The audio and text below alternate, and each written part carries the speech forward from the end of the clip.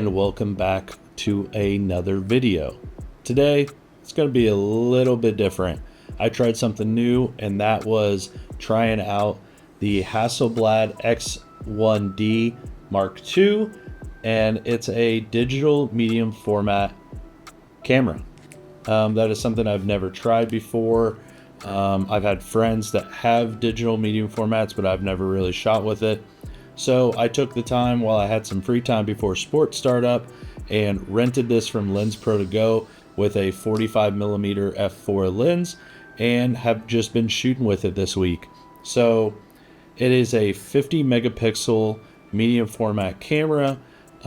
Max continuous is like 2.5 frames, so not super fast, which is not what you're getting this for. I'm definitely using this camera in ways that it's probably not meant to be used, really, like landscape, architecture, and I'm sure people use it for that, but I feel like it would really shine in the studio, and that's not something that I really do. So I did try it out in the studio a little bit, and that will be in another video with a couple photo walks that I've taken with it so far. But today I'm just going to be talking about this camera. So like I said, it is a medium format digital camera. It has a 3.5-inch screen on the back here, or 3.6. It's very big and very easy to kind of go through everything. You see your settings nice and large, and the menu system is pretty easy. It's all touchscreen, and you kind of go right through it. One of the cool factors I thought on this camera was the knob. Is you push it in and it pops up, and then you can make the adjustment for what settings you want to be on, and then you just push it back in. Really cool shutter button. It's like a bronze orange, and then you have the power. You have a thumb dial here, finger dial here to adjust, and then you have autofocus, manual focus. That's a really cool feature because you could switch to manual focus very easily by just pushing that, and then you have focus peaking, so the outside of your edges of what's in focus is going to show up in red, or at least that's what the camera was set up to be, was red. And then you have an ISO button, which is also your white balance button, so you could push that, adjust either or. A few things that I love about this is how sleek and clean the camera body is. Very clean. And really not that big. It is a little heavy, but compared to my sports stuff, it's not that heavy. So around the neck, it feels good. It comes obviously with a neck strap, and it's really great material. So it's been easy walking around and shooting with this camera. I thought I would really want to use the viewfinder to take most of the shots, but I find myself just using the back screen because it's a lot easier to set your focus point by just touching where you want the focus to be and getting my shot that way.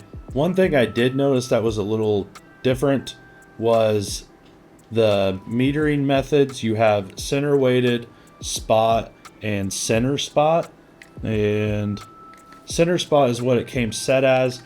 I'm used to using evaluative on my Canon R6s, so that's something to get a little used to on figuring out how I want to expose things and where I want the focus point to be, to read that correctly and kind of get the proper exposure. I've used exposure compensation, whether that be positive or negative, on a lot of my shots to get the exposure that I'm looking for. Video, it has 2.7K in 29.97 FPS, so it is a little different than what I use. I usually use 23.98 or whatever it may be in the US.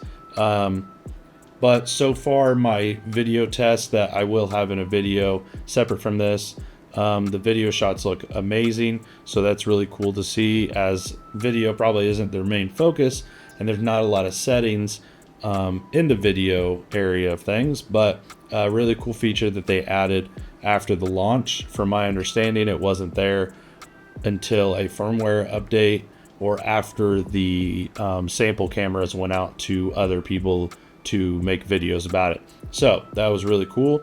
Now talking about the battery just sits in the bottom, and you just kind of push it in after you slide that, and the battery creates the bottom. So there's not a door or anything that opens. The battery is the door.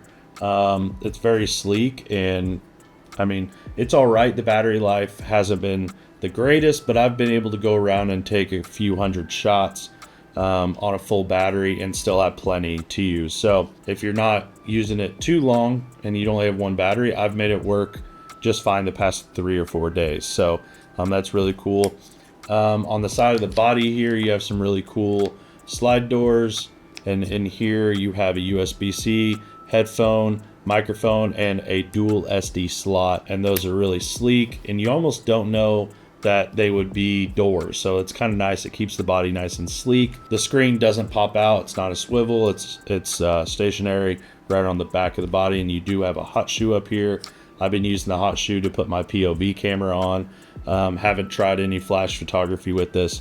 Don't have any flashes I can use with this, or I would love to try that out. I just want to mention the shutter. You do have an electronic, and you can go up to 10,000 on the shutter speed. And then with the mechanical or the true shutter, you get 2,000. So pretty fast in both areas. So that's really cool. So I have been doing some ISO testing with this camera, mostly low light situations, and raising up the ISO and seeing how well it handles it, and that will be in a video as well, so keep an eye out for that if that's something that you're interested in. I thought it performed pretty well. I did it mostly handheld, so the sharpness isn't totally there, but really I wanted to see how well it handled the situation with higher ISOs. Well, with that said, that is it for my little introduction video using this camera. So a couple of videos I have coming out on this camera will be, like I mentioned, the high ISO testing.